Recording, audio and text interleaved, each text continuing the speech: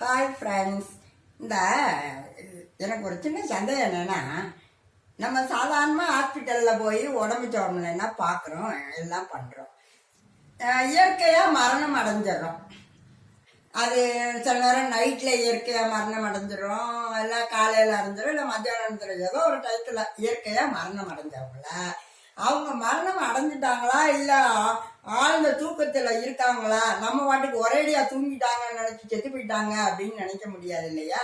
அது பார்க்குறதுக்கு ஏதாவது ஒரு டாக்டர் தேவைப்படுறாரு.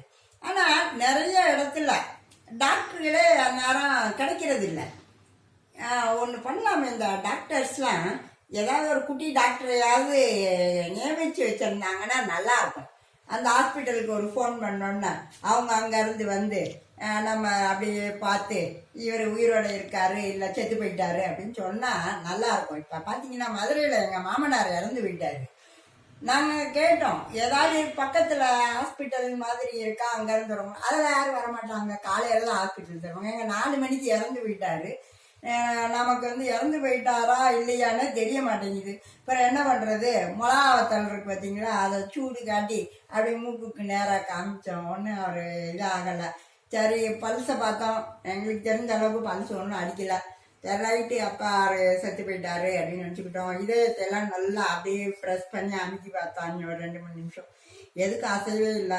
நாங்களும் திருப்பி அங்கே பக்கத்தில் இருந்தவங்ககிட்ட எல்லாம் கேட்டோம், என்னங்க இந்த பக்கத்தில் யாராவது ஒரு டாக்டர் இருந்தால் அவர் கன்ஃபார்ம் பண்ணிக்கலாமே அப்படின்னு. அவங்க சொன்னாங்க, இல்லைங்க அப்படிலாம் இல்லை ஆம்புலன்ஸ் கூப்பிட்டு ஹாஸ்பிட்டல் கொண்டு போகலாமா அப்படின்னு. இந்நேரம்லாம் ஆம்புலன்ஸ் எல்லாம் கூப்பிட்டுக்கிட்டு இருக்க முடியாதுங்கிறாங்க.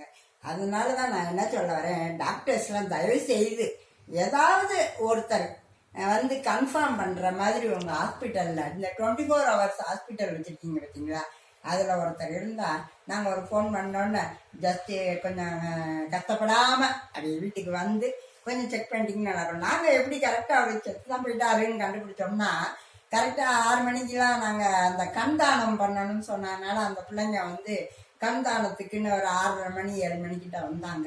அவங்க பார்த்து கன்ஃபார்ம் பண்ணி ஆமாம் இறந்து தான் போயிட்டாரு அப்படின்னு சொன்னால் நல்லா ரைட்டு.